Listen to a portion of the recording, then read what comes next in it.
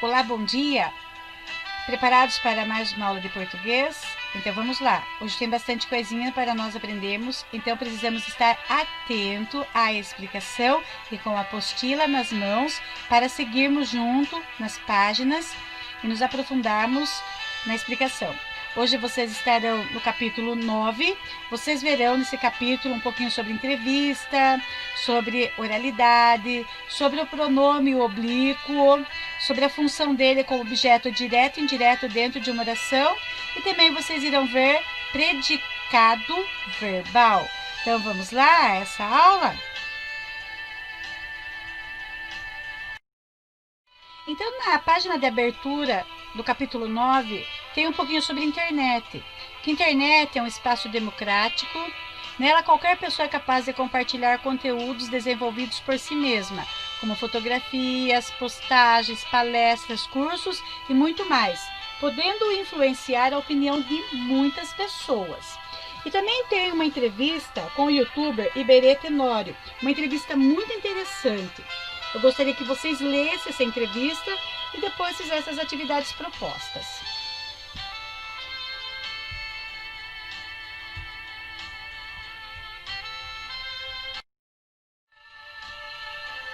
Logo em seguida, vocês têm aí na parte da apostila, na página 69, entrevista.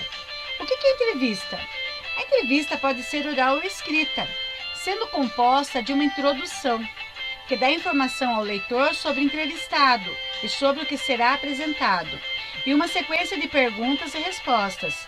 Pode apresentar marcas próprias da oralidade e registro formal ou informal, dependendo da intenção de publicação, do veículo em que é publicada e do público-alvo.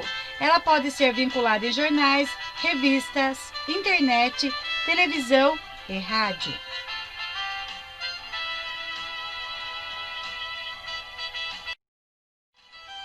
As marcas de oralidade são recursos como palavras e expressões próprias da oralidade.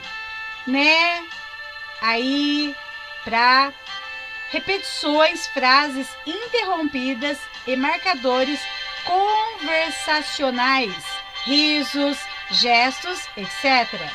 Essas marcas são mais comuns em gêneros como entrevista, como conto popular e diário, e são mantidas para preservar em textos escritos a situação comunicativa.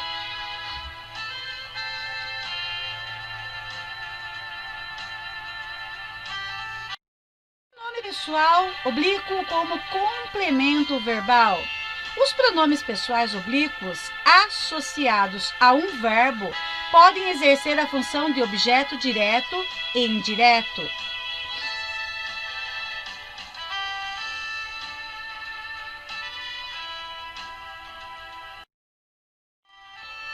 Pronome oblíquo: o, a, os, as.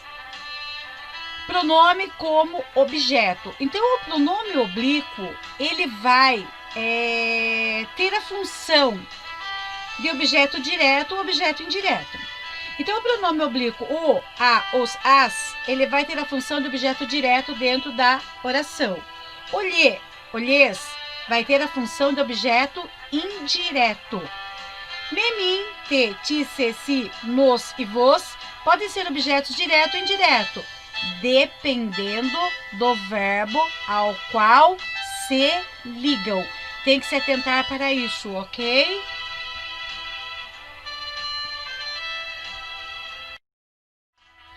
Veja alguns exemplos do emprego do pronome oblíquo em frases. Gostei do tênis, por isso o comprei. Este o ao lado do verbo comprei é chamado de objeto direto, porque ele é um pronome oblíquo que está acompanhando o verbo ali. Esse o, ele substituiu a palavra tênis ou ele. No caso, ficaria assim: gostei do tênis, por isso comprei ele. Então, esse o, ele substituiu o pronome pessoal ele, ou o substantivo tênis, ok? Então, quando eu escrevo nessa estrutura, a minha estrutura fica mais bem escrita, mais bem elaborada. tá bom? Então esse o é chamado de pronome oblíquo, ok? Nos quadrinhos seguinte, o verdinho menor, que está ao lado, um pouco abaixo do laranjinha, temos a seguinte estrutura: devolvi-lhe a caneta. Então esse lhe, sempre que ele existir ao lado do verbo, ele vai exercer a função de objeto indireto. Devolvi a caneta a ele ou para ele. Então, se eu fazer essa estrutura, eu vou perceber que o verbo devolver, ele vai pedir um objeto direto, devolvi a caneta, e um objeto indireto, a ele ou para ele. As duas formas, eu vou ter a preposição a preposição ou para a preposição, certo? Por isso que o lhe, ele aí vai desenvolver a função de objeto indireto. No outro quadrinho verdinho maior, eu tenho o pronome oblíquo te. Eu te convidei para a minha festa. Então, a primeira parte, a eu te, esse te, do lado do verbo convidar, ele está assumindo uma função de objeto direto. Aí, eu te convidei para alguma coisa, para a festa, para a festa. Então, o para está ligando o verbo convidar para o resto do complemento, ou seja, convidei, eu te convidei para alguma coisa, para a festa. Então, eu logo vou ter objeto direto, que é o te convidei, para a minha festa, objeto indireto. Se eu reformular essa oração, ela ficaria assim: eu convidei você, até aqui eu tenho objeto direto. Convidei você para quê? Para a festa, para a minha festa. Então, o para a minha festa, objeto indireto. Se atentem a isso, façam essas mudanças para vocês entenderem por que eu tenho objeto direto e indireto dentro da mesma estrutura, dentro da mesma oração. No quadrinho laranjinha, eu tenho a seguinte estrutura: desejo-te boa sorte. Já nesse caso, o te desempenhou ali a função de objeto indireto. Por quê? Desejo boa sorte, né? Desejo boa sorte. Para quem? Para você. Então, desmembre a frase. Faça desse jeito que eu fiz aqui, para vocês entenderem por que agora o te vai ser um objeto indireto. Desejo boa sorte para você. O te ali, ele está relacionando a você. Então, desejo boa sorte para você. Desejo-te. Esse te é para quem? Para você, ok? Então, façam essas mudanças, usem essa estrutura, reformulem a oração, que é muito importante, para que vocês entendam por que ali é objeto indireto e por que no outro é objeto indireto, ok? Eu, mim, tu, ti. De acordo com a norma padrão, os pronomes pessoais do caso reto eu e tu só podem desempenhar a função de sujeito. Então, eu e tu não vão ser objeto nem direto nem indireto, eles vão ser sujeito em uma oração. Já os pronomes pessoais do caso oblíquo, mim e ti, jamais desempenham essa função, ou seja, não podem ser sujeitos dentro de uma oração, ok? Então, lá na primeira estrutura, eu comprei chocolate para ela. Eu, sujeito, comprei chocolate, até aqui eu tenho objeto direto, mas eu comprei chocolate para alguém, para ela, então objeto indireto. O ela ali desempenhou função de objeto indireto, mas o ela também pode ser um sujeito. Vamos ver na frase seguinte: ela comprou chocolate para ti. Então, ela agora é um sujeito, tá? Comprou chocolate para ti, para você, para tu, né? Então, desse jeito, a organização frasal, ela fica mais bem elaborada.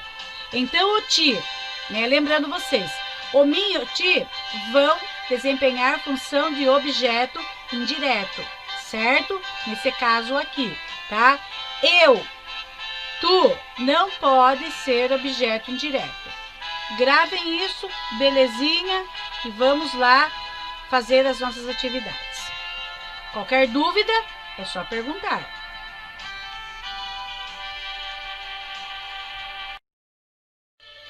Vocês já viram nas aulas anteriores que O predicativo do sujeito, ele se liga ao complemento por meio de um verbo de ligação. Vamos ler o que diz aqui nesse quadrinho? Como você provavelmente já sabe, em uma oração que apresenta verbo de ligação, o predicado expressa um estado ou uma característica do sujeito. Nesse caso, a informação mais importante sobre o sujeito é chamada predicativo do sujeito. Então, o predicativo, ele se liga ao complemento por meio de um verbo, de ligação. Então, existe o verbo de ligação e esse verbo ele se liga ao complemento, que é chamado de predicativo, porque ele vai indicar ou expressar um estado ou uma característica ao sujeito. Então, verbo de ligação, predicativo do sujeito. Já o verbo significativo é o que contém a informação mais importante com relação ao sujeito. Por isso, funciona como núcleo do predicado. O predicado verbal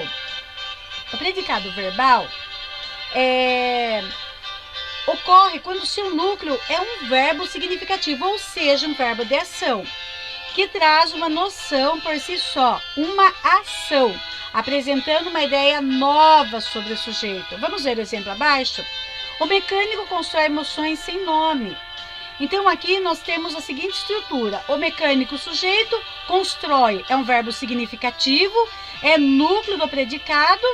Então, nós temos aqui um predicado verbal, constrói emoções sem nome. Então, aqui o verbo de ação, então logo subentende que é um predicado verbal e não um predicativo do sujeito, porque o verbo construir é um verbo de ação. Aqui embaixo nós temos a seguinte estrutura. Avatares digitais ganham espaço como influencers no Instagram.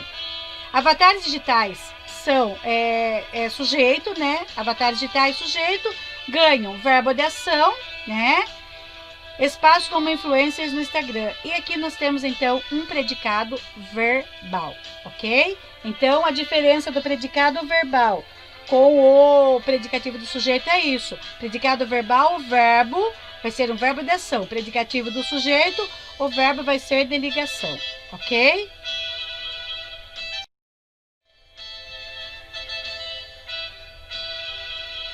Bem, nós chegamos ao final da nossa aula. Desejo a vocês bons estudos.